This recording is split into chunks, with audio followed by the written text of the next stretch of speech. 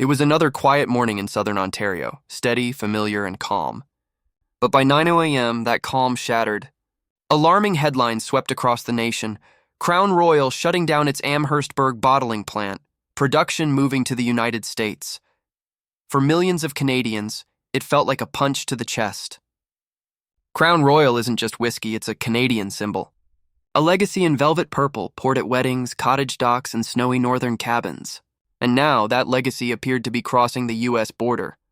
The numbers hit just as hard: 160 direct jobs lost, hundreds more affected across suppliers, glass, trucking, labeling, and a blow to Ontario's $900 million spirits industry. For a town already struggling after auto plant cuts and supply chain shocks, this was not just economic, it was personal. The parent company behind Crown Royal, Diageo, a global giant worth more than $80 billion USD, called the move an efficiency decision. Investors agreed. Shares jumped 1.8% in the first hour, but in Amherstburg, there was no celebrating, only silence. Shock, frustration. Ontario Premier Doug Ford urged Canadians to boycott Crown Royal. Opposition parties demanded the whiskey be pulled from LCBO shelves. Online anger exploded. One viral comment read, "They didn't just move a plant, they moved a piece of our soul." But behind the outrage lies a more complicated truth. Crown Royal isn't really leaving Canada. The heart of the whiskey, the grains, the water. The aging process remains in Manitoba at the historic Gimli Distillery, where Crown Royal has been made since 1939. The spirit will still be born in Canada. What's moving to the U.S. is only the final bottling and packaging step: the label, the cap, the seal. A corporate maneuver to cut costs and streamline logistics in a harsh global economy. Analysts estimate Diageo could save $20 million a year. A win for shareholders, a win for U.S. investors. But what about Canada's industrial towns? What about a country already losing manufacturing roots with every outsourced decision? This story isn't just about a factory. It's about identity, about what it means to build something at home and watch it slowly drift away. Some call it globalization. Others call it betrayal. So tonight we go deeper. Beyond headlines and hashtags. Did Canada truly lose its whiskey, or just the right to control its story? And if even heritage can be outsourced, what gets taken next? Because when an icon shifts, even slightly, people don't just fear a business decision. They fear the story might be rewritten somewhere else by someone else. Globalization doesn't erase borders overnight. It blurs them slowly. In Scotland, distilleries ship whiskey in barrels to be bottled in other parts of Europe, yet it still proudly carries the name Scotch. In Japan, some so-called Japanese whiskeys blend imported Scotch spirit with local grain, but no one questions the label. Why? Because value no longer lies in geography, it lies in narrative control. Whoever controls the story, controls the brand. So maybe the real question isn't where Crown Royal is bottled, it's who gets to tell its story now.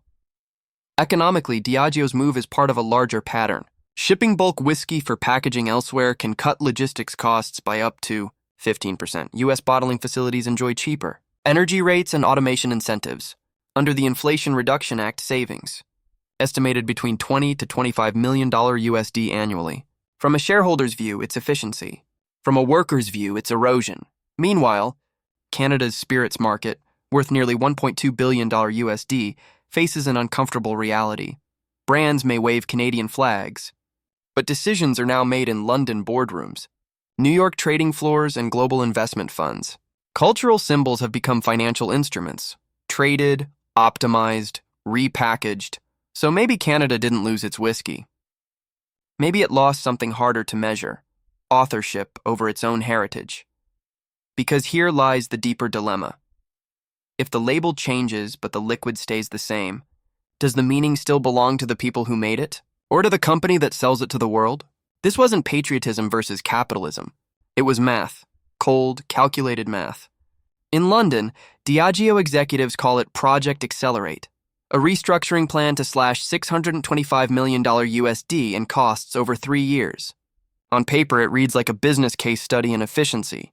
In practice, it proves even tradition has a price tag.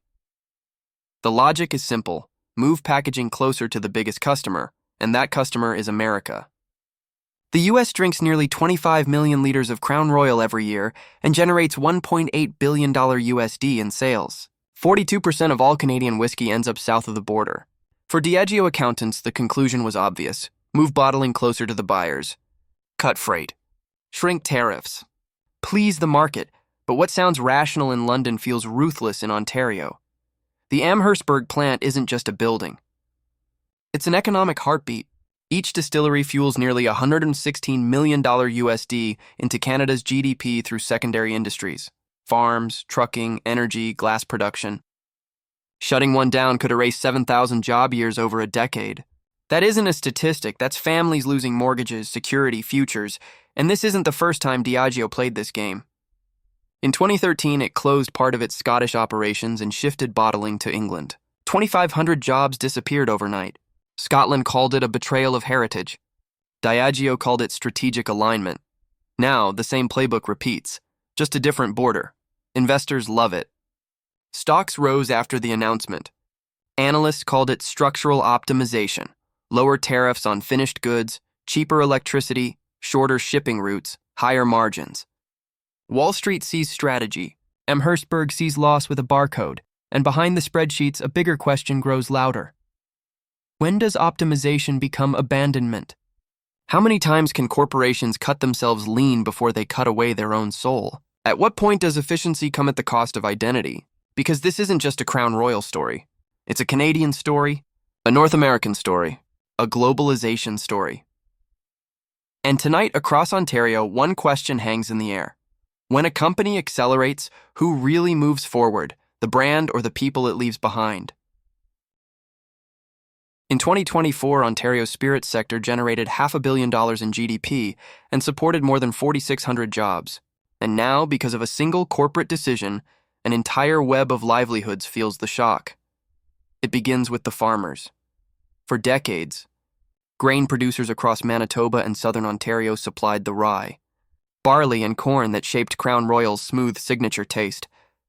Those long-standing supply contracts brought in nearly $30 million USD in reliable income each year. Now, with one bottling facility shutting down and production shifting south, that stability is gone. Volumes shrink, margins tighten, and small family farms, already under pressure from inflation and volatile fuel prices, face a future full of uncertainty. Then come the invisible hands of the supply chain, the ones most people never see. The trucking firms, the pallet makers, the label printers, the glass suppliers, the packaging plants. Each survives on the rhythm of steady orders. Remove one link in the chain and the rhythm breaks. Logistics experts estimate that even a 10% drop in bottling volume could erase hundreds of regional trucking contracts, wiping out millions of dollars from the local economy.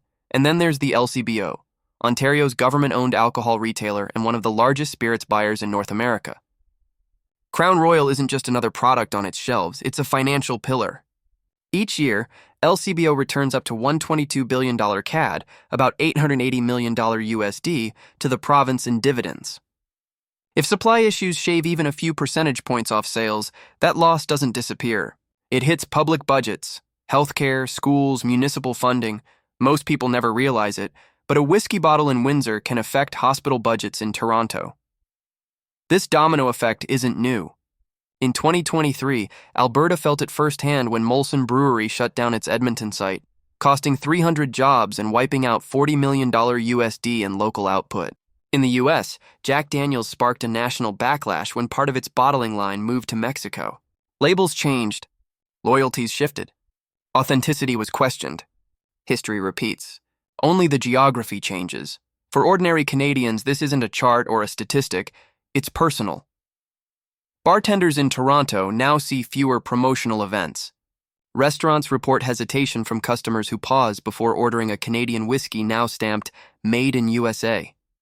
Farmers talk about the silence of idle trucks once loaded with prairie grain. And across small-town Ontario, the pride once poured with every glass now carries an aftertaste of loss. This isn't just production. It's perception. And perception drives value. Economists call it brand equity. Sociologists call it national identity. Communities simply call it the feeling of being left behind. While Diageo's spreadsheets show savings, The streets of Ontario whisper a different truth: contraction, confusion, and quiet disappointment.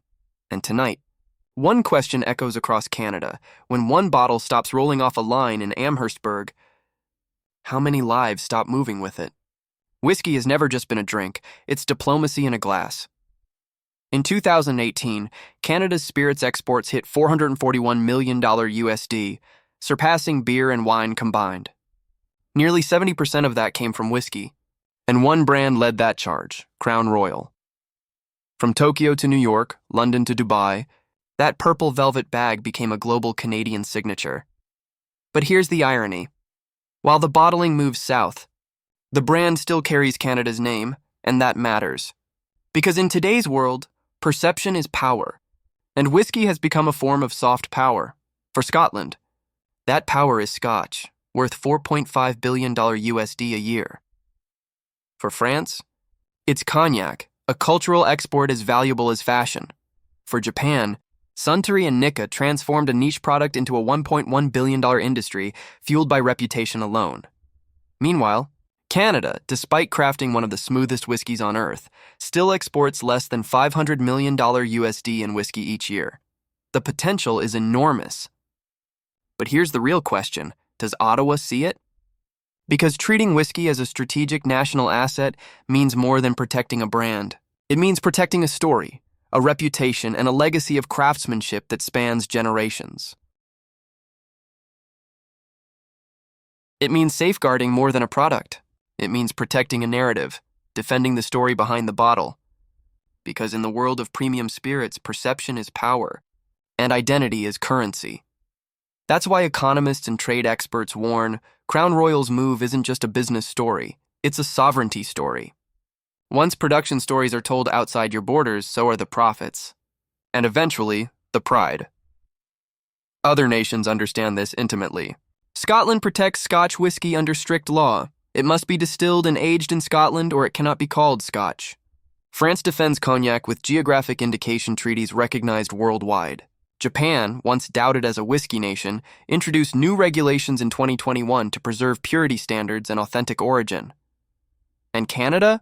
Its rules are softer, built on trust, not territorial defense. But in a world where everything is branded, monetized, and globalized, is trust enough to protect a national identity? Imagine a future where Canadian whiskey becomes a marketing slogan instead of a legal standard, where the flavor is born here, but the profits and prestige are captured somewhere else. That thought alone should make policymakers pause, because the real question isn't whether Crown Royal still tastes Canadian. It's whether Canada still owns the meaning of that taste, and that leads to a new chapter in this story. If losing one bottling plant sparked national outrage, what happens when a country realizes its very spirit, literal and symbolic, is being traded away? The economic fallout struck hard. $116 million USD in local GDP at risk in Essex County. Hundreds of jobs erased, jobs that sponsored hockey teams, bought first homes, and paid taxes that kept small towns alive. In communities like Amherstburg, the layoffs weren't just numbers. They were neighbors, friends, family. But in every collapse, the ground shifts, and something new begins to rise. Across Ontario, a quiet rebellion is taking shape. A new generation of distillers is stepping forward, leaner, local, fiercely Canadian. Names once whispered at farmer markets are now breaking into national shelves. 40 Creek, Shelter Point, Dillon's, Wayne Gretzky Estates. These aren't knockoffs. They're challengers, builders, revivalists. Their whiskey isn't just Canadian by recipe. It's Canadian by philosophy, handmade, locally sourced, transparent in every grain. Economists call it the craft multiplier. For every big brand that leaves, dozens of small producers rise, keeping profits local and building an ecosystem of suppliers, farmers, glassmakers, and freight carriers. Even Ontario's government has taken notice, signaling a $570 million CAD industrial revitalization package to retool plants, support bottlers, and strengthen homegrown brands. And the consumers? They're ready. Surveys show Canadians are willing to pay 15 to 20% more for products labeled 100% Canadian-made. In a world torn by tariffs and fractured alliances, local isn't just a trend, it's a loyalty. Global history echoes the same pattern. A century ago, Ireland lost 80% of its whiskey industry during economic collapse. But it didn't die. It restarted, rebuilt through craft distillers who valued story over scale. Today, Irish whiskey exports top $1.2 billion USD, not because they had the biggest factories, but because they owned their story. That lesson now lands in Ontario. Yes, Amherstburg lost a plant, but maybe Canada is gaining something deeper, a chance to reclaim its craft, its confidence, and its control. Because sometimes it takes the fall of a crown to remind a nation of its spirit. And the real question now is simple. Will Canadian whiskey be remembered as an export or reborn as a legacy?